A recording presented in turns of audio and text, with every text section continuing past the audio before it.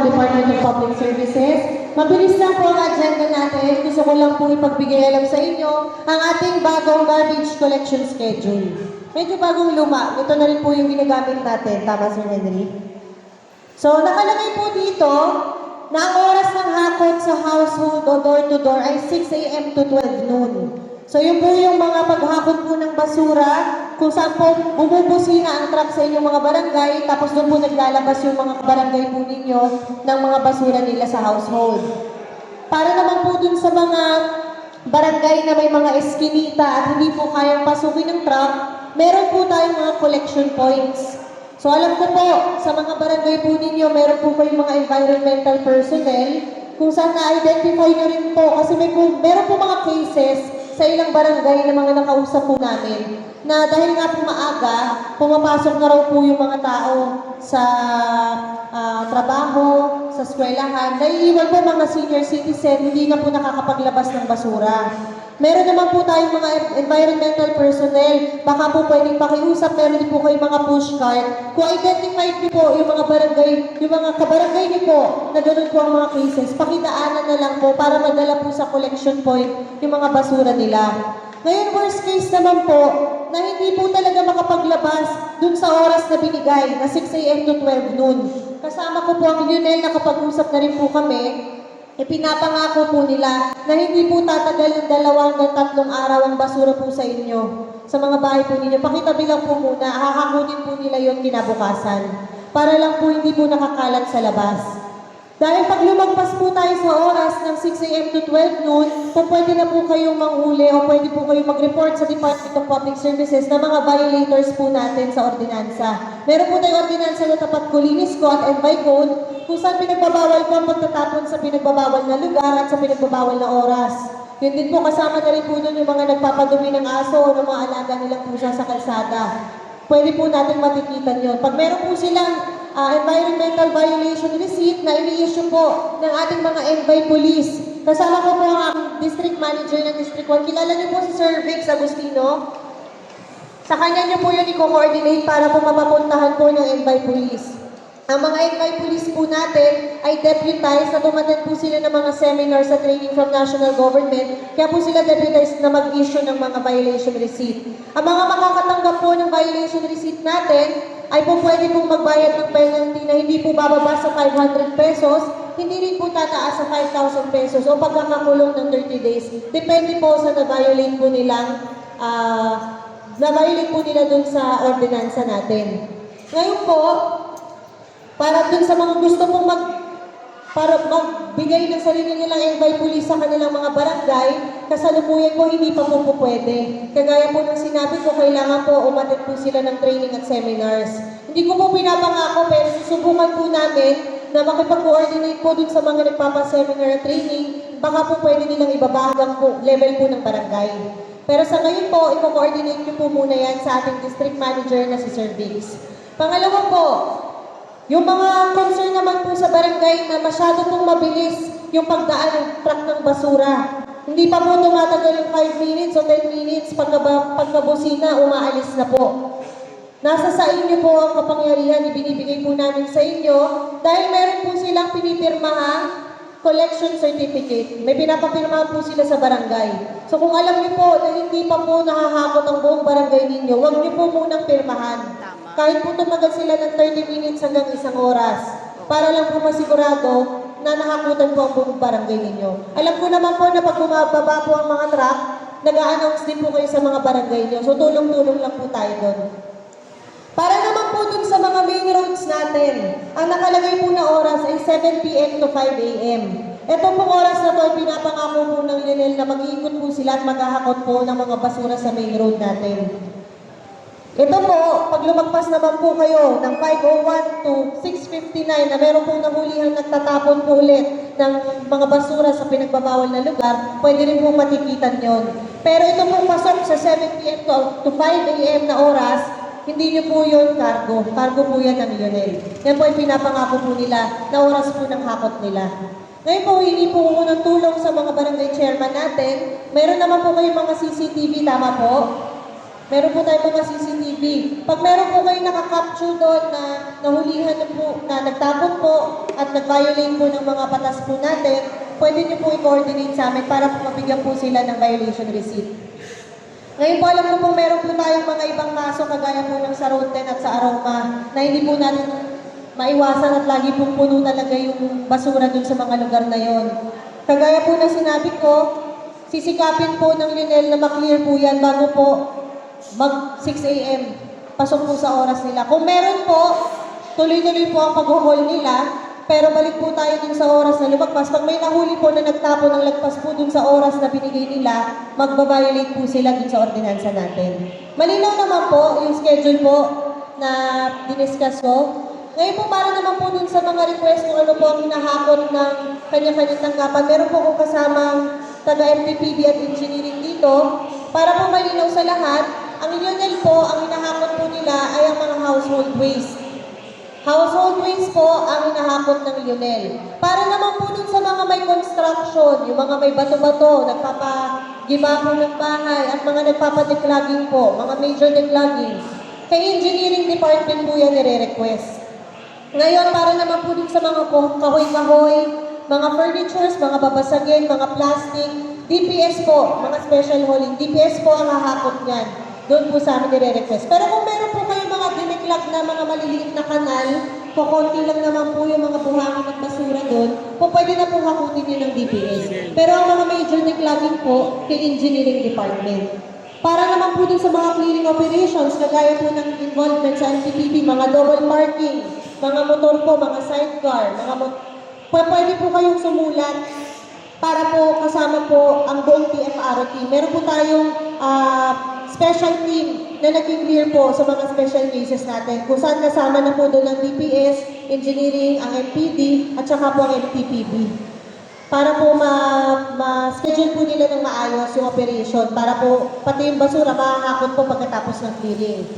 Ngayon po, meron pa po ba kayong ibang na-experience na concerns sa mga barangay po ninyo regarding po sa basura? Malinaw naman po yung mga na-discuss ko po. Okay po, para po sa akin, ayun lang po, maraming salamat. Ipapasa ko na po sa Lionel para po sa karagdagang paalala. Magandang buhay po sa inyong lahat. Barangay Official. Ako si A.M. Crisostomo. Ako in charge sa operation ng General Waste Management. Kababalik lang po namin. Yung bang area nyo, malinis na? Barangay nyo? Yes. Okay na ako connection namin? Yes. Everything, kakakuta na kayo? Yes. Gusto ko lang i-klaro, no? Yung 6 a.m. na 12 p.m. na schedule ng hapon, ginagawa na ho natin ito eh. No, ginagawa na natin. Ang concern lang ni Mayor, yung main road, no, yung main road. Kaya inutusan niya kami na lahat ng basura sa main road, sa gabi namin hakunin. Simula 7 p.m. hanggang 5 a.m. At may nakita kami basura sa mga paunahing kalsada, hakunin namin. Kaya lang, pagdating ng 5:01 up to 6:59, dapat kailangan clear ang lahat ng pangunahing kalsada. Dito sa Zone 7, Zone 8 and Zone 9, ang pangunahing kalsada nyo, Road 10, Kapulong, bali dalawa lang ako, no? Road 10 sa Kapulong. Velasquez ko, yung secondary road doon, ang Velasquez, hindi yung Babuhay Lane. No? Kaya yun yung dalawang area na yan, tututukan ko yan na dapat wala akong basura ng 5:01 hanggang 6:59. No? Ang gusto ko kasi ni Mayor, yung mga pumapasok ng mga estudyante, mga nagtatrabaho sa kung saan-saan na mga empleyado, gusto niya aalis ng bahay, malinis yung mga dinadaanan. Pag uwi, malinis pa rin. At hindi katulad ng mga nakaraang obserbasyon niya. At basura, papasok ka ng umaga, nandun, nakatambak. Uuwi, galing ka sa trabaho. Pagdating mo, dadaan ka sa mga kalsada pa uwi, nandun pa rin, nakatambak. Ang gusto niya, malinis. Para yung mga dadayo sa Manila, na galing sa ibang lugar, nakikita nila ang kaibahan ng lungsod ng Manila pagdating sa kalinisan. Dahil yan naman ang sinasabi niya, no? Lagi niyang sinasabi sa interview yan. Unang priority niya, kalinisan. Kaya sana, tulungan natin, magtulong-tulong tayo para kung gusto ng alkalde natin, magawa natin ng tama. Okay ba yun? Yes. Kaya lang, may problema ako eh. Isa na lang, lahat ng buong Maynila malinis na. Ultimo mga palengke. Road 10 na lang aroma ang problema ko. Yun ang, Chairman, yun ang kailangan masolusyonan natin. Chairman.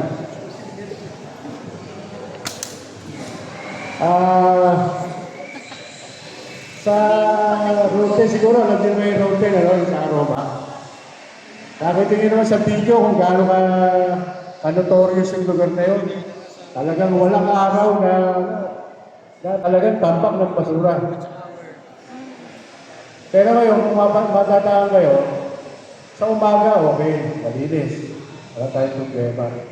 Kaya lang, pagdating sa gabi, alis talagang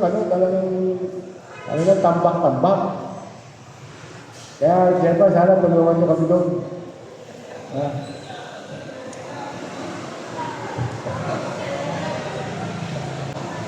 Then sa mga scavenger na nangungulekta sa mga bayan, sa mga establishment na dinadala sa atin. Actually, ganyan naman basura yun eh. Basura ng Maynila yun. Kaya lang, ginagawa talagang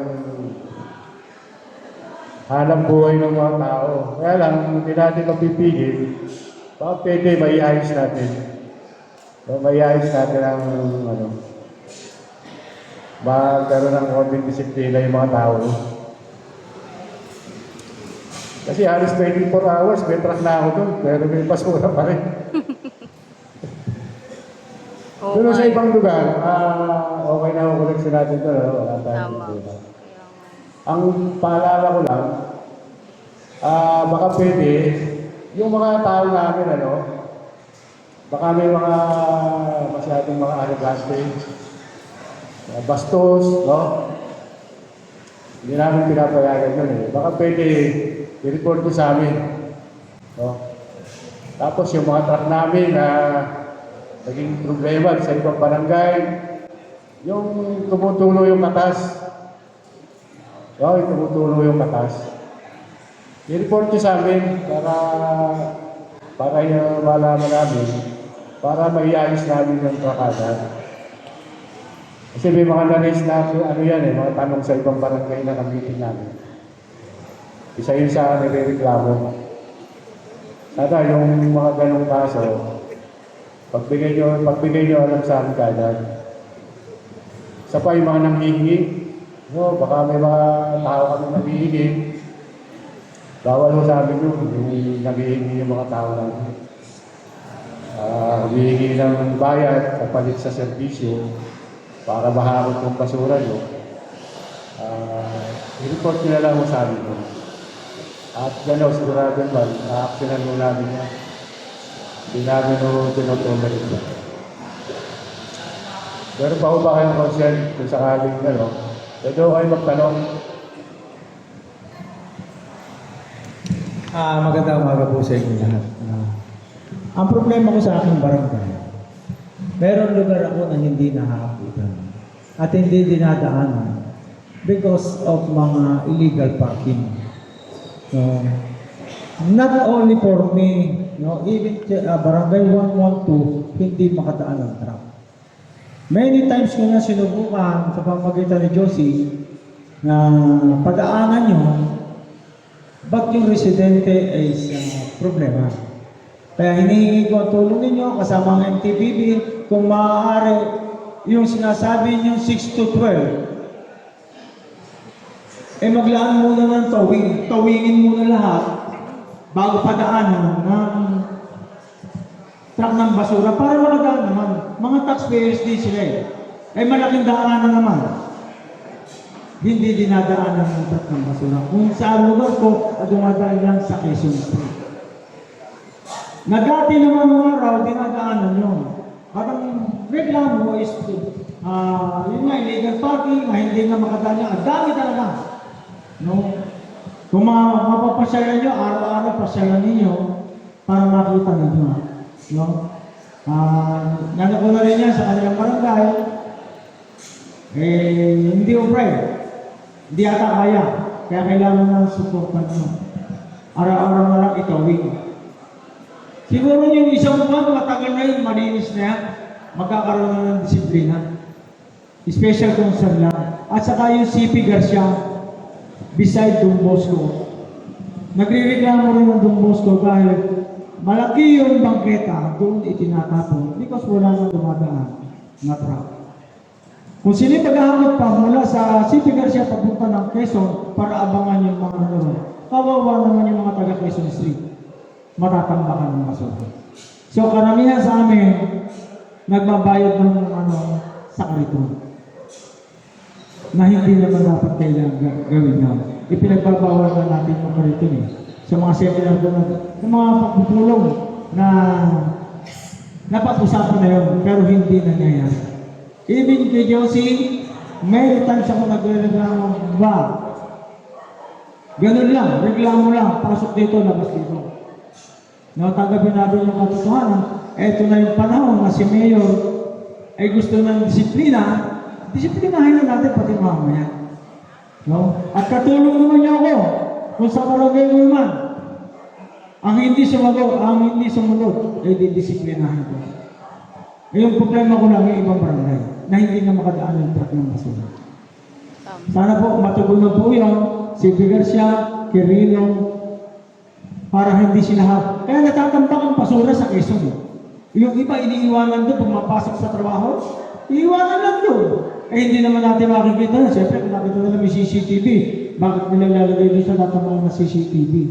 Dito na, lalagay na lang doon sa ilalim ng CCTV. Kahit may CCTV pa yan. Alam nila Residente, matatalino yan. Alam nila na hindi sila mape-penalty. Kaya sana po, sa tulong ng MTPB, malinis yun. Ako po, welcome po ako kahit araw-araw, maghapon. Itawin mo aking lugar. No, yun po, maraming salamat po. Okay po. Salamat po, Chairman. Yung mga similar concerns po, meron naman po tayong representative. Noted po yun. I-relay po namin yan kay Director Dennis Viaje. Ngayon po, pagkatapos po ng ugnayan natin, yung may mga similar cases po na reklamo po dun sa may mga specific na lugar, lapitan nyo na lang po si MTPB para po manood nila yung mga lugar para mabigyan din po ng schedule. Okay po. Meron pa po bang katanungan? Yes po. Magandang umaga po sa inyo. Ako isang problema malaki sa Kapulong. About naman po doon sa mga junk shop, sana naman po kahilingan ko yung mga truck nila doon kasi yung iba nagtatapon ng mga nakaside ka, nagtatago doon sa truck, doon nila itinatapon ng basura. Sana po yung TV para pakiayos naman po ang ating kapulisan na mawala yung yung arte ng mga junk shop doon. Yung kanto naman po ng Kapulong, pwede man po namin ayusin yun. Kasi nalinis na namin nakaraan. Kaya naman po, yung mga ibang dyan, di naman na agad dyan namimiano na sila pa ulit-ulit. Sinabi nga po 7 to 5 na, pagsasabihan ko yung mga nangangarito na hindi na sila pwedeng pumarada doon sa kanto ng Kapulong. At tapos iba po yung truck doon sa may Kapulong, pinaparada yung mga estudyante, papagali ng apinan, may hari po ng truck isang pulis.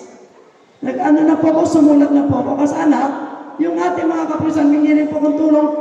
Linisin po kasi mga bata, ang daming estudyante sa apil ang patawid ng papuntang Amado.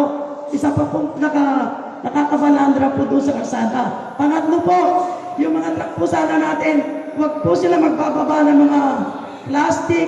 Kasi binabawal po doon sa atin, dito naman po sila nagbababa ng yung mga nagpupulot nila para dadali naman nila sa John Shop. Sana po yung truck ng basura, alam ko lang po sa mini-meeting nyo sila.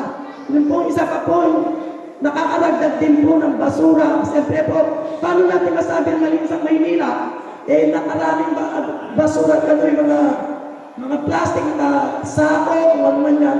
Sana po, pagbabawal sa mga truck na hindi na sila pwedeng magbaba doon sa atin ng mga kami napupulit na ng basura. Kasi bakit pong tingnan, kahit po hindi po ako papayag ng gano'n. Kaya po, kailangan po namin ng tulong para po malinis po natin ang aroma. Ipas po taga-Manawa, Barangay 100. Kumisan, tatawid yung basura. Puro na lang sa akin. Barangay 107. Kumisan, tatawid sa akin. Puro sa akin ang bato eh. Siyempre, hindi ko pwede kawain.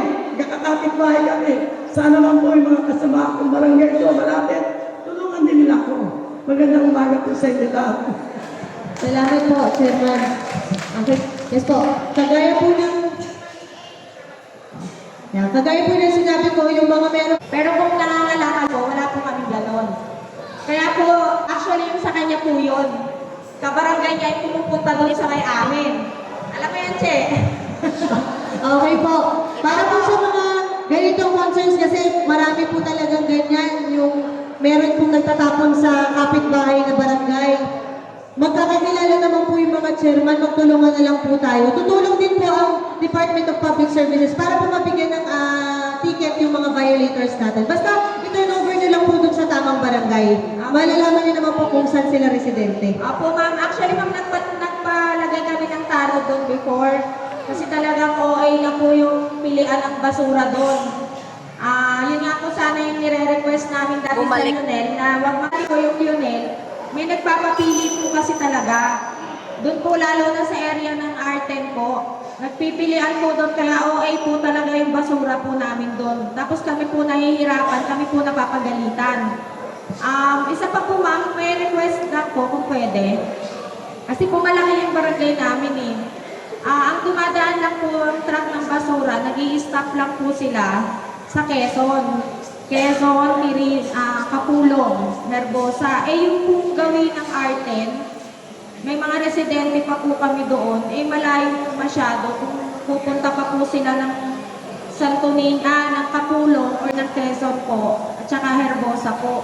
Meron pa po kami doon sa mga Morning Star, gano'n. Meron pa po doon mga residente po na nahihirapan po magtapon ng basura. Malayo po masyado yung pag-stop po ng truck. Kung pwede lang po.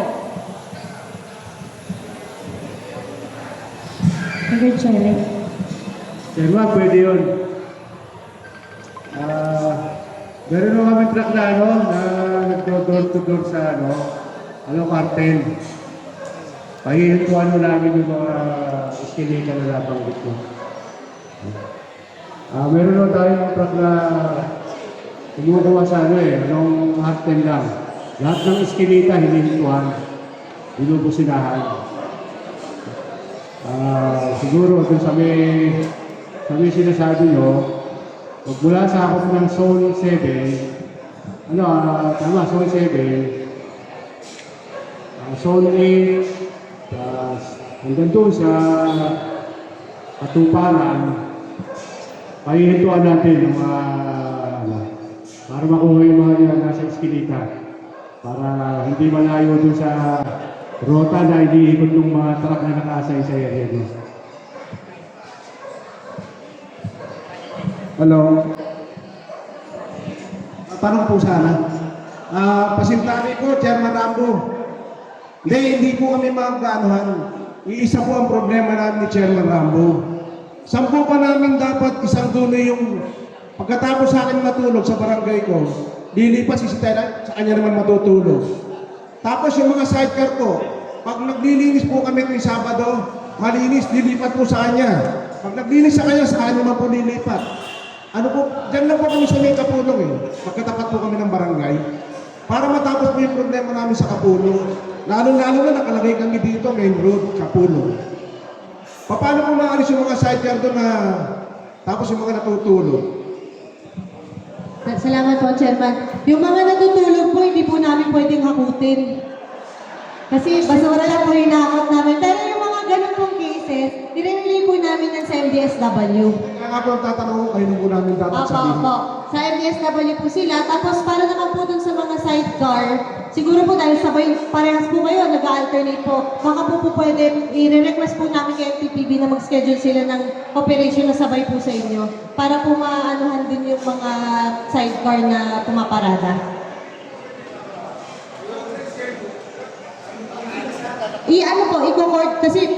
I-coordinate ko po kay Director Biyahe. Sila po kasi yung in charge po sa mga sasakyan, saka sa mga sidecar. Apo, salamat din po. Magandang umaga po. Unang-una po, nagpapasalamat ako sa ating butihing mayor dahil po sa pag-action niya sa mga basura sa Manila. So actually, halos malinis na po ang Manila eh. Ang problema na lang po natin, yung clearing operation. Kasi ang clearing operation po, it's a domino effect na kung marami po yung isa rin pinagmumulan na hindi po kaaya-ayang pagmasdan ng isang barangay. Kung napakadami pong obstruction na nakakalat po sa pangunahing karsada o karsada po ng barangay, yung pangunahing karsada ng barangay. Yan po kasi nangyayari, nakikitaan po namin ang problema. Dumarating po on time yung Lionel po, wala akong problema. Pero pagdating po ng Lionel, ang nagiging problema po talaga, yung dinadaanan po ng Lionel, marami pong nakaparadang sasakyan. Hindi naman po natin pinagbabawal na yung hanap buhay nila, lalo-lalo na yung sidecar. Pero sana po, tulungan nyo kami na mapaliwanag sa kanila na ang karsada ay para sa tao at sa sasakyan at hindi ho para dahan. Sa tulong ninyo po, tingin ko po, kung ganun po ang mangyayari na matutulungan niyo po kami na malinis natin ang karsada na para sa sasakyan at sa tao, magiging maayos po lahat ang bawat barangay. Yun lang. Salamat po, Chairman. Ulitin ko po, kagaya po ng sinabi ko, meron po tayong special team para po dun sa mga clearing operations natin. So, i-coordinate din po namin yon para po mas maging regular yung magiging schedule nila. Dahil dun sa TFRO team po natin, magkakasama na po dun ang MTPB, ang DPS, ang engineering, ang police. So, para po matatamaan na po nilang lahat yon. So, i-relay po namin yon. Salamat po. Meron pa po ba tayong ibang concerns? Yes po. Yung nagsusunod po ng tanso, diyan sa Kapulong. Tanso, opo. Yung wire, yung kuryente.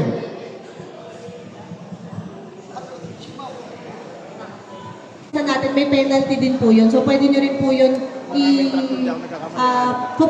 kapag na-capture nyo po o nahuli nyo po sa akto, pwede nyo rin po i-relay sa Department of Public Services. Meron din po bang violation sa engineering? Wala. Sa amin po, meron pong violation po yung mga incineration na gano'n, mga nagsisiga. Maraming salamat po. Salamat po.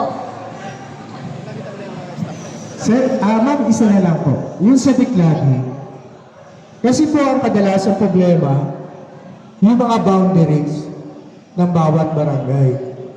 Tapos nakikitaan natin na lahat naman po ng mga chairman dito, nagdideklag at naglilinis po ng barangay.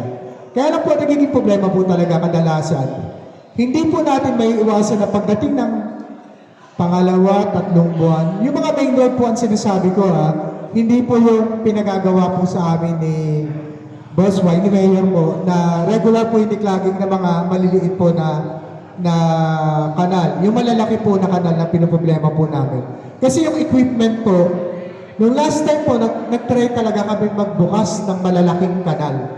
Ang nagiging problema po natin, kung hindi po siya nasasaktong mailagay talaga.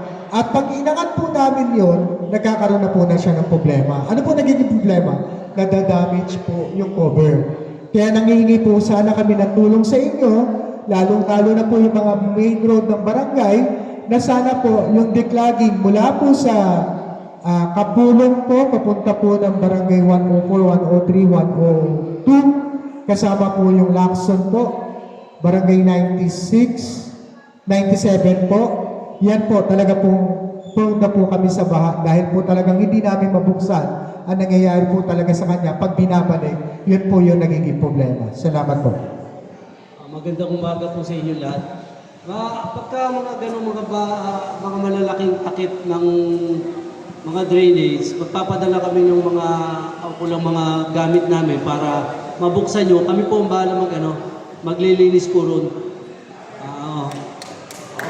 At hindi natin nari kung kaninong barangay siya. Basta tuloy-tuloy hanapin namin kung saan yung pinaka-malapit na malilinis para umagos na yung tubig doon sa mga lugar na nagbabaha. Hindi na po. Noted na po yun. Opo. Makikipag-coordinate na lang po ako sa mga chairman doon sa lugar na nakakasakop para alam namin kung saan kami magsisimula. Maraming salamat. Salamat po, Engineer. Paalala lang po, kasi wala po dito si Direk Joel Par ng Manila Barangay Bureau. Nire-remind niya rin po yung mga barangay na nag-clean up po dahil meron na pong executive order na para weekly clean up po na inutos ang ating mayor. Gawin nyo na lang po ng Sabado dahil yun po ang parang magiging citywide clean up schedule po natin. Ayun po. Para naman po dun sa kaalaman din ng lahat, maglalabas po si Manila Barangay Bureau kasama po namin ng memo para po sa mga special hotline numbers na kakailanganin nyo po. Dito pong mga kasama natin ngayon ng mga department. Modified hotline numbers po yan para po sa District 1. Para yun po ang diretsyong tatawagan at kukontakin nyo para po sa mga specific na mga request nyo. Pakiantay lang po ang memo ng Manila Barangay Bureau. Meron pa po bang tanong? Yes po. Ano lang ma'am, magandang umaga po sa ating lahat from Barangay 92 po. Kasi meron kami sakit ng ulo, yung mga nagnanakaw ng kable. Hanggang ngayon meron pa rin po. Yung kable sa taas, pati po yung kable sa ilalim ng kanal. Hindi na po kable ang ninakaw, kundi po yung takip na po mismo ng ating manhole. So, pabalik-balik, inaksyonan na po namin, ilang beses na namin nahuli. Ang pinagtataka namin, nakakalaya. So, tina-turn over naman po namin sa Station 1. Actually, ang Station 1 talagang nakatutok naman po. Ang problema, nakakalaya Para bang naging nakakasanayan na po, wala nang oras na pinipili. Minsan may dala pong chain block. Malakihan na yung talagang nakawan sa ilalim. Parang kumpleto na po. Merong dekabra pang gamit para lang manakaw yung kable. Ang inaalala namin, baka wala nang manakaw sa ilalim, sa barangay na namin magnakaw sa loob. Yun lang po, ma'am. Salamat po, Chairman. Meron po tayong representative ng police dito para po sa mga turnover. Actually po, alam ko po meron ganyan dahil kami po personally sa Department of Public Services, kinakaparada po naming truck dati. Minsan po wala na pong gulong kinabukasan o baterya. Pero alam naman po natin, nakatulong po natin ang mga kasamaan po natin sa MPD. Ito po sir, bigyan ko po kayo ng pagkakataong sagutin yung concern ni Chairman. Hindi ko na lalong narinig yung tanong ng Chairman. Una sa lahat, magandang umaga mga punong barangay. Sa ating mga opisyalis ng Manila City Hall, magandang umaga. So, papakilala mo muna ako bago ko entertainin ko yung tanong nyo. Ako po si Captain Ryan J. Balagtas, bagong talagang Smokey, dati kasi tawag PCP Commander, ngayon sector na po.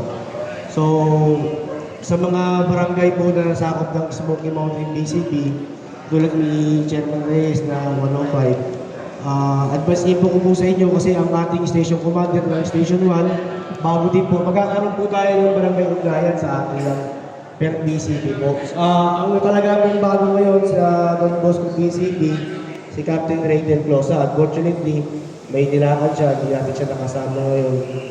So, ito po, kapag hindi po natin natalima yung pag-uutos ng ating alkalde, so wala pong magagawa ang ating otoridad kundi manghuli kahit bakit man sa aming kalooban dahil sapagkat ay ang puso natin, lalo na ni Mayor, sa mahihirap yan. Kaso, ilagay natin sa tama para malinis ang Maynila. Kasi yan ang unang katigain, malinisin ang Maynila. So, paulit ko lang po yung tanong ni Chairman. po kami sa Pretil, PCP po.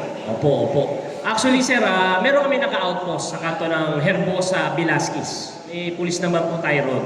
Nagyayari yung pagdanakaw kapag ka po wala na yung mga pulis bilang umaalis. Minsan sa madaling araw, wala pong oras eh. Nakukunan naman po namin ng CCTV camera. So, siyempre, masakit bilang sa kapitan na lahat ginawa mo na. Pero, yung tigas ng sakit ng ulo, nandoon pa rin po. Kumbaga, yung part naman namin bilang sa barangayan, pinahuli na, sinabihan na. Actually, hindi taga sa amin, sir. Hindi taga lugar namin yung magnanakaw. So, sasagutin ko po bilang isang commander din ng isang PCP, sa akin po, kung magkaganyan, katulad yan, magkakaroon kami ng ugnayan.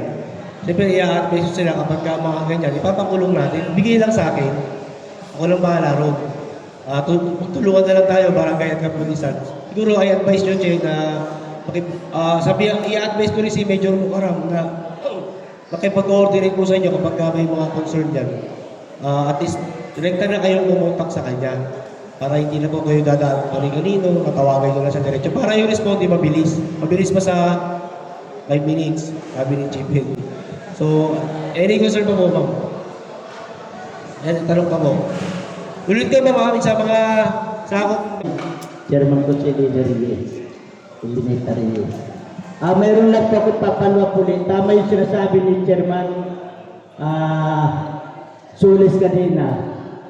Yung mga truck na nakaparada doon sa Artin, lalo na doon sa Pilan, sa Miami, nandun yung mga truck na malalaki, nakabalang yun. Doon tinatapon yung mga basura. Ang mga truck din na yan, pati sa Kapulong, ang mayari kasi mga pulis eh. Kaya kung pumarada, siga talaga. Pulis parada, ganun talaga. Pinapakitaan pa minsan mga tanod dahil pa rin. Kaya paano makakasiteng tanod, di ba total ang dala? Kaya isa po sana yun sinasabi ni Chairman Solis na kailangan i-record natin yan kung po pwede. Tapos, mayroon pa lang tatanong, mayroon pa ba tayo city pound? O kasi yung mga aso rin na yan, wala ako nakikita may ikot na city pound. Marami mga aso natin tayo sa mga kalsada, di namin maano yan. Kailangan kasi mayroon din tayo city pound. Marami kaming aso na alaga, lalo na sa 105 na hindi nahuhuli mga yan. Kami hindi talaga masusugpo namin doon lahat ng basura. Dahil kami tambakan ng basura ron, malapit kasi ang dump site. Tapos doon pa nagkakarga ng Lionel, lahat ng mga barangay rito na nakapaligid, puro doon sa 105 ang dadaanan. Nakano rin, yung mga naka-sidecar din, may mga basura yan. Nadala, pag oras na dumaan doon sa mga truck na nakaparada, tatako na lang kagad dadaanan ng Hindi na, kaya dumadami yung mga basura ron. Kaya kung maaari lang po yung mga truck na yun, tama po yung sinabi ni Chairman, kailangan, bago natin malinis rin, linisin natin yung mga truck na nakabalang dyan at nakaparada. Maraming salamat po. Maraming salamat po, Kagawad. Okay, since pare-parehas na po yung mga natitira nating concerns, tatapusin na po natin yung ugnayan na to. Yung mga may concern po dun sa mga specific na lugar na kailangan ng clearing, pwede pong paki-coordinate na lang po sa FTPB. At ulitin ko po, pakiantay po yung memo na magagaling po sa Manila Barangay Bureau para po din sa mga hotline numbers natin. Ayun lang po, maraming salamat at magandang buhay po sa inyong lahat. Napapapicture lang po kami sa mga chairman, tapos susunod po mga kagawad at po mga sekretary. Salamat po. Ginawa ng ating Mga kagawad naman po. Moreno sa ating Sir Nadal, ay talagang kumaga napakaganda. mga kagawad po. Yung kanyang binibigay na direktiba sa lahat ng mga chairman. Zone 8, Zone 9, lahat po ng kagawad. Picture taking po. Sir Nadoga. Sa pagsuporta sa kanya sa ikagaganda. Zone 8 and Zone 9. Maraming salamat po, Chairman. Maraming salamat po, Mayor. Mga kagawad po. Sa mga ginagawa niyo po, lalong-lalo Be ready po. sa barangay. All kagawad, Zone 8 and Zone 9. Be ready. 1, 1, 1. God first. natutunan po at kaalaman para sa mga kapwa ko kapitan para dun sa mga basura, mga obstructions na kung paano maisasaayos po. Siyempre sa tulong po ng DPS, sa tulong po ng mga ibang departamento, kasangay po ng government. Maraming po salamat sa inyo lahat. Ano po masasabi niyo po kay Yorme? Ay, siyempre, God first. Lumilinis na po muli ang Maynila dahil po sa tulong ninyo, Yorme. Maraming salamat po sa inyo. God bless po, God first. Yan po si Chairman Rambo. Thank you. Sasabi niyo ngayon sa ugnayan ng ating butining Yorme.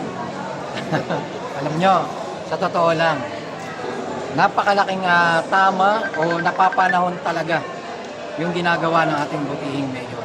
Na talagang linisin, ayusin ang syudad ng Maynila.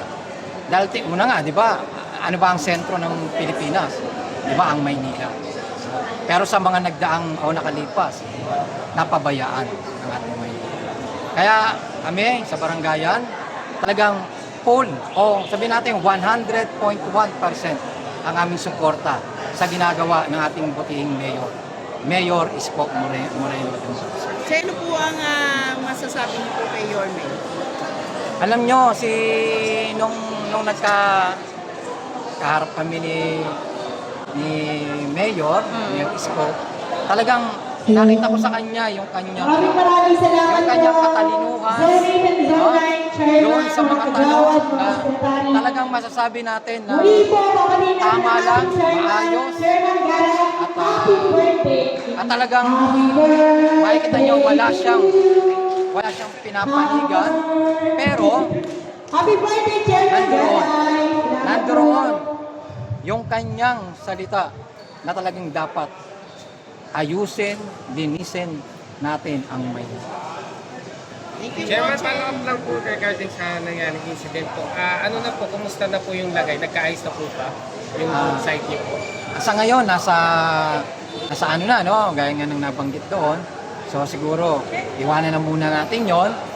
Sabi nga ni Yorme, no, yung dagat na alon, may panahon na kakalmado rin. No? So, lahat possible. Makapag-communicate naman din po yung siguro, hindi ko muna basta, so gano'n, lahat possible. No? Pero sabi nga, God first. God bless po, Che.